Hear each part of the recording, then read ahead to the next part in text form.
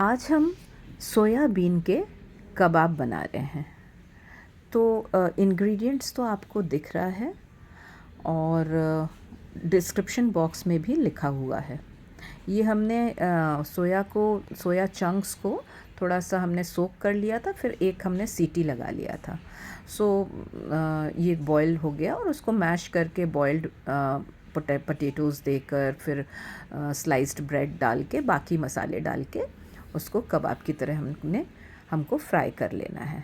और description box में सारा दिया हुआ है। सोया पहले हम खाते ही नहीं थे, हमको बिल्कुल पसंद ही नहीं था। फिर हमको लगा कि नहीं, सोयाबीन के फ़ायदे हमको समझ में आए and then I started including it in my diet. So balance करने के लिए, डाइट को बैलेंस करने के लिए kindly use soybean also in your diet. तो सोयाबीन को हमारे देश में अब ज़्यादा लोग खाना शुरू कर चुके हैं और ये किसी किसी जगह पर भटवांश के नाम से भी जाना जाता है। और सोया पौधा शुरू शुरू में चीन, मंचूरिया, कोरिया और जापान के कुछ भागों में पाया जाता था। इसके बाद अमेरिका, दक्षिण अफ्रीका और पूर्वी एशिया के दूसरे भागों में भी बोया जाने लगा। और महात्मा गांधी जी, उन्होंने भी सोयाबीन का प्रयोग का समर्थन करते हुए लिखा था कि हम आजकल सवेरे शाम सोयाबीन का प्रयोग करते हैं।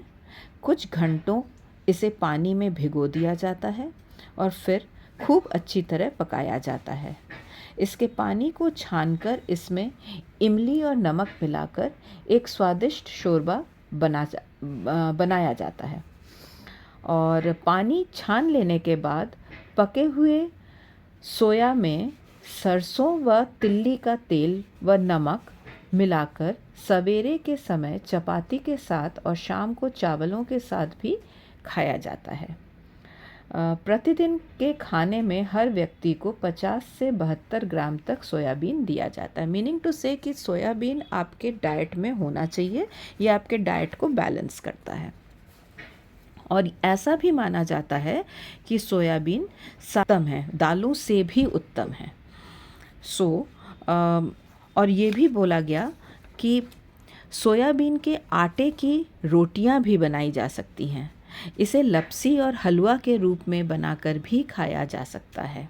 वैसे हम इसका डोसा भी बनाते हैं, तो उसका वीडियो हम आपके साथ शेयर करेंगे और आप देखिएगा। And it comes out very tasty और हमारे घर में सब लोग बहुत पसंद करते हैं इसको। कुछ तो इम्पोर्टेंस ऑफ सोया हमको समझ में आने लगा और हमने उसको अपने डाइट में इंक्लूड किया और मेरी फैमिली को भी अब अच्छा लगता है। एंड उसके साथ हम I try all my variations. उसके साथ आप भी अपने वेरिएशंस ट्राई कर सकते हैं। कभी कबाब बनाया, कभी हलवा बनाया, खीर बनाया, या फिर आपने डोसा बनाया। So you can try many variations उसके साथ कर सकते हैं, क्योंकि ऐसा माना जाता है, ऐसा कहा जाता है कि पेरेंट्स, स्पेशली मदर, आप जैसे बिहेव करते हैं, the children look up to you. और ऐसा कहीं पढ़ा था हमने कि the love parents shower on young children will become sustenance for their whole lives and it's fine just to be simple and honest, and you may make, at times make some mistakes, and also you may lose your temper, but what is most important is to always make wholehearted effort.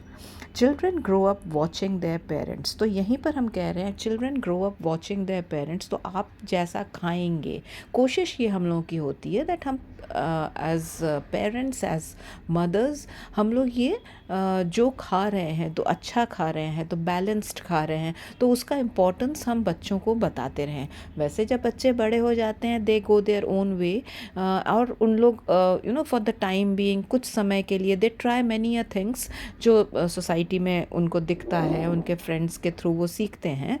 That is also okay, क्योंकि वो जानना भी ज़रूरी है। But at the same time अंदर जो आपने ingrained कर दिया उनके कि आपका बैलेंस डाइट होना चाहिए, आप कैसे खाते हैं, क्या आपका आचरण होना चाहिए तो वो सब आपका मैटर करता है। Children's lives will be determined by how their parents live. आप कैसे जीते हैं, आपका जो एक तरीका है वो बच्चा बहुत ध्यान से देखता है। तो एज पेरेंट्स हम लोगों का डाइट भी बहुत अच्छा होना चाहिए। पता चला हम लोग खुद ही हम लोग नहीं खा पा रहे हैं जो हम लोग के हेल्थ के लिए ज़रूरी है। देयरफॉर प्लीज़ हेल्दी खाएं, हेल्दी खाना सिखाएं और खुश रहें।